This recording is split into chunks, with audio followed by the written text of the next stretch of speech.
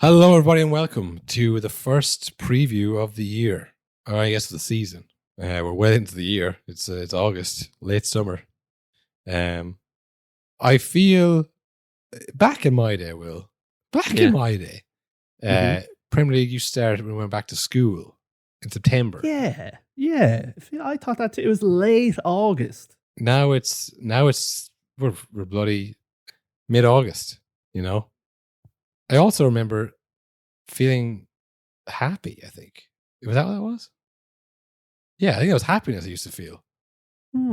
Yeah, excited. Excitement. God, I've missed the football, you'd say. Hope for the future. Life at my feet, you know. Now it's none of those. None of those. And the Premier League starts mid-August. And you might be thinking, wow, I haven't thought of the Premier League since when it ended. Well, good, because now we have a preview episode that you can dial into, get all the lowdown on the top four, and then we forgot two other teams, so we talked about them as well. And we have a really good preview episode of all the latest news related to the teams that you probably support, essentially. Some hot takes, some absolutes, predictions for the seasons. It's all there. Here's a random few minutes from the episode. Spin the wheel. I'm going to pick a minute.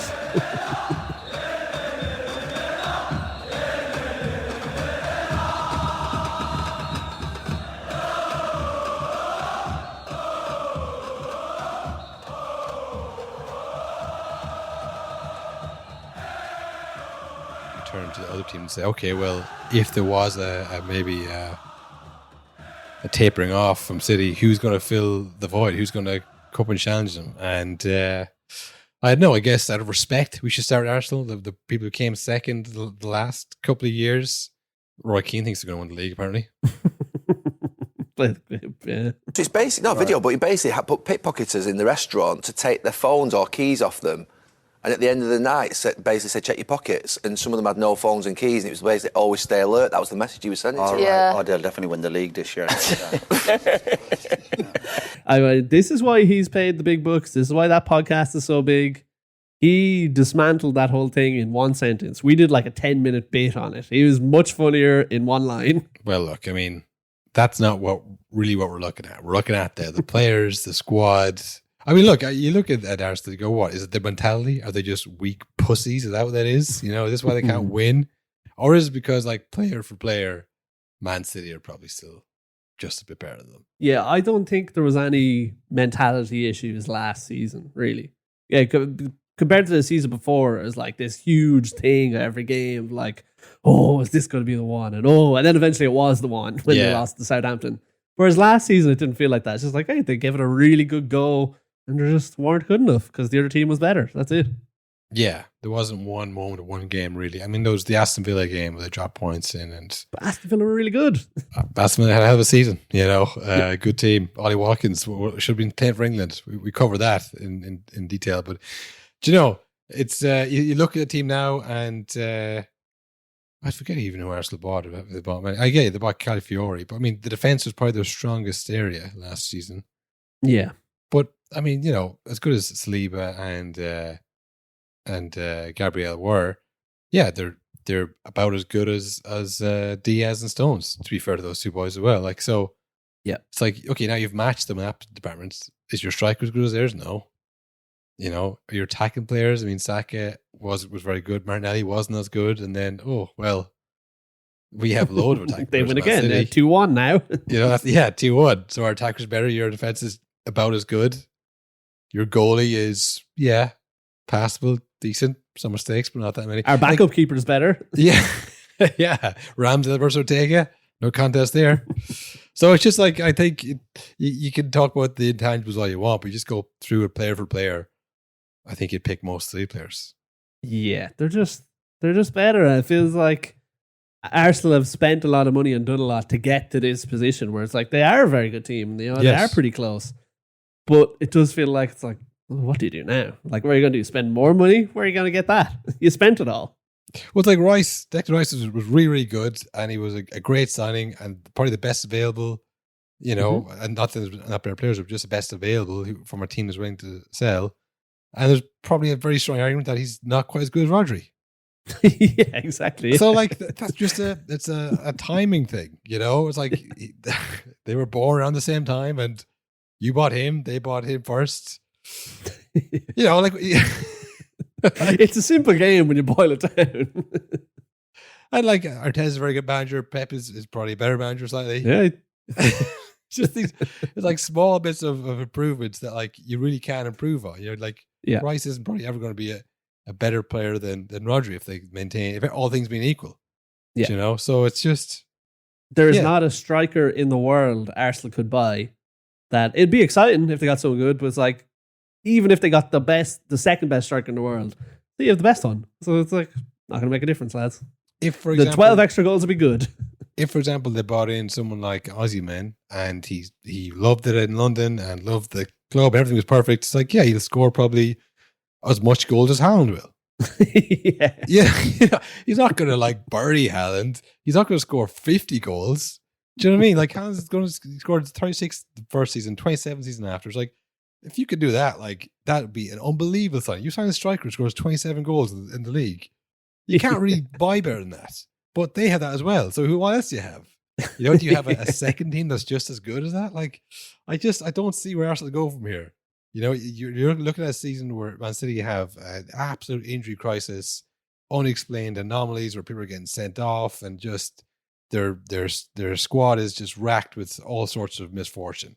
And Arsenal, it stays perfect. Perfect. You know?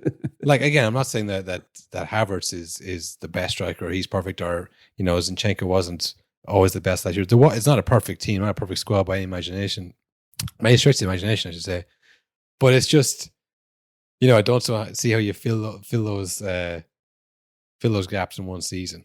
And even if you do, to go beyond what City already have would be very, very difficult, you know. So yeah, I think Arsenal will still probably do well. They are still trying to win the league, you know, get top 4, all that kind of stuff. So I think they have a strong squad. I think they're definitely between 1, 2, and 3, I would say, where they'll finish. The 1 being if City have a crazy misfortune year, 3 being if they kind of fall a little bit below what they have the last couple of years, and then 2 if it stays the same. I think they're probably the best team set up in terms of the experience and the players they have. But, you know, it's probably going to be 2, you know, at best, really. It's just, when you really break it down like this, it's a miracle any manager in the Premier League, especially like Arteta, ever stays in the job after like 2 years. Because like surely he knows all this too. Do you know what I mean? Yeah. So I'd say he's going to season like, oh, fuck me, here we go again. Like, all right, time for another perfect season to come second. Well, hopefully this is on his mind and he comes up with more pickpocketing type things. Just like, okay, that's right. That's why he's doing stuff like that. Yeah, that's why he's trying this.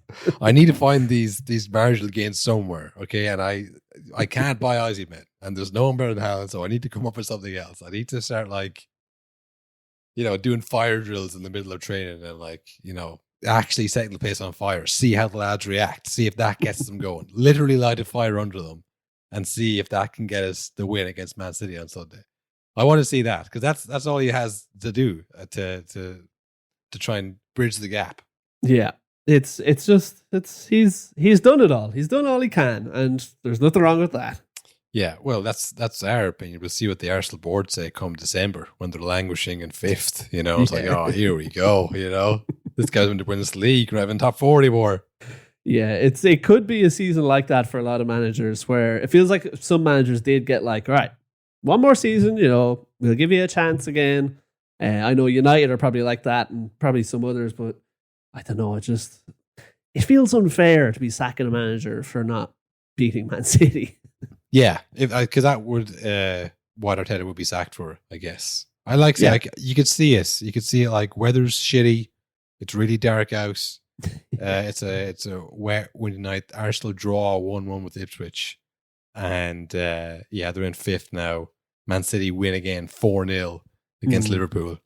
Yeah. You know, like, just stretching their lead, and it's like, right, this has gone. We're not going to win this season. Who says we win the next season? You know, and then you just see Arteta walking off the pitch at Ipswich while being booed by the away Arsenal fans. You know, just like, yeah, it's done. It's finished. You can see it. You know, Yeah, he's lost the dressing room. All these stories start getting leaked from players and stuff. That's how it ends for people. It never ends in a fairy tale way. You know, it's usually kind of like, yeah, they've turned on me. Time to go. Yeah, and we'll see. I don't think it'll happen to Arteta this season, but there's a few other managers where You don't think so? I could definitely. No, I think he's built up too much goodwill, I think, for it to end like that. And like, even if they do drop down to 4th or 5th, it's like, yeah, but like, you were in 2nd 2 years ago. Like, he got you to there. This is where you were before him. I know, but it's short memories, you know. Like, yeah, that is. I think if he continues on and, as I say, remains as good as they were last couple of seasons, and yeah, they finish 2nd, or they maintain that kind of that push, and they're 3rd, 2nd for most of the season, and then like, oh, you know, maybe see drop points, then he'll last in the season. For himself at that point, he might go, well, maybe I have brought, you know, as far as I can. Maybe it's time for me to go to somewhere else if they're looking. You know, we'll see how Hansi Flick does at Barcelona. You know, if some of that came up, you know, he gets sacked in April and there's like a vacant position and he's like, maybe, you know. I could see that. If he's like in 5th and they've lost like 3 games in the bounce in December, or by, you know, they're 5th at Christmas kind of thing, can you see him hanging on there? Can you see him, no, give him time, he's done well with this, or will they say, yeah, we had to change it up? I don't know, because it's just like, I think he's shown that you can have a near perfect season and it still doesn't work. So it's just like, is anyone going to have a more perfect season? Like, the chances of everything aligning with the next guy you get in, I think, is much slimmer than the chances of everything falling to shit with a new manager. Do you know what I mean? Well, look, this is my prediction. This is actually an absolute. Oh. An absolute. We'll actually start tracking this time, right? Absolute 1. Yeah. This time next year, Arteta won't be the manager. Wow, that's a big one. Because he's gonna either finish 2nd and himself go, you know what, 5 years, I've had pretty good seasons. It's not enough. It's never going to be enough. And if not, then he'll be sacked because the board will make that decision for him after a few bad games. And he'll go, yeah, good luck with Zidane, whoever you think you're going to get in here, you know. I think it's not going to end. It's just not going to be a fair tale ending. The only other thing is it's 115 charges. They get relegated. Man City fall off a cliff. Then Arsenal get it. But I mean, that's just fucking pie in the sky stuff. Come on, that's never going to happen. Pie in the sky stuff, and also it's like it is a pretty shitty way to win a league. Do you know what I mean? Like, even though it's like, yes, the foe has been vanquished, the evildoers are gone. They're cheats. They're paying for it, and then your team goes on to win the league. All you're ever going to hear from that on is like, yeah, but the team who were winning the league got relegated that season from some mad thing. Like, it's nothing to do with ye. Well, okay. The case doesn't start till what, like next year, is it? I think it's in October, November, and it's to be wrapped up allegedly by January, but I highly doubt that. Like, assuming, you know, it does get wrapped up in that time and the verdict is cast, they won't relegate them in the middle of the season, I'd imagine, will they? That'd be mad. Very unfair on the championship, I would say. Yeah, it wouldn't really work. How would they get relegated to the championship with 0 points? They get relegated from the championship. Like, it'll be the start of next season that get relegated, I imagine. So they'll still be able to win the league, but they'll just, like, their heads are gone. You know, that wouldn't be much of an asterisk. I'd be like, hey, well, but that would also be hilarious if they got relegated and they went on to win it by 10 plus points. That's like one last fuck you to the Premier League. Like, take your fucking trophy.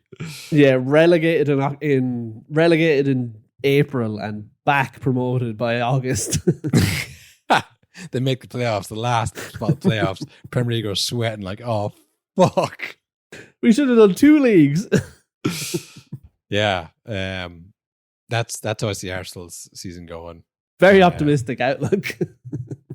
Yeah. At best, they'll come second, and Arteta will walk. At worst, they might come 5th or 6th, and he'll get sacked. That's how I see it coming. Put it on the board. Off the back of like their 2 best seasons in the last 20 years. Yeah. Yeah. Well, that's context, baby. You know, that's the Man City context. Yeah. People will hear that and they'll understand what I mean. Oh, yeah. I get it.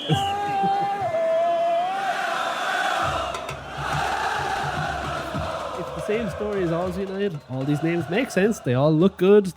These should be great signings, but it's like, we'll see how injury free they are. We'll see, can they avoid scandal for 6 months?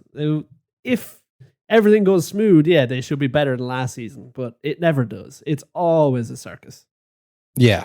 And in that style, in that mold, what it means to be a Man United player, the Ligt is right on brand already, Will. He's already got a headline-grabbing article that might be nothing but the Ligt involved in hit and run in Bayern car park.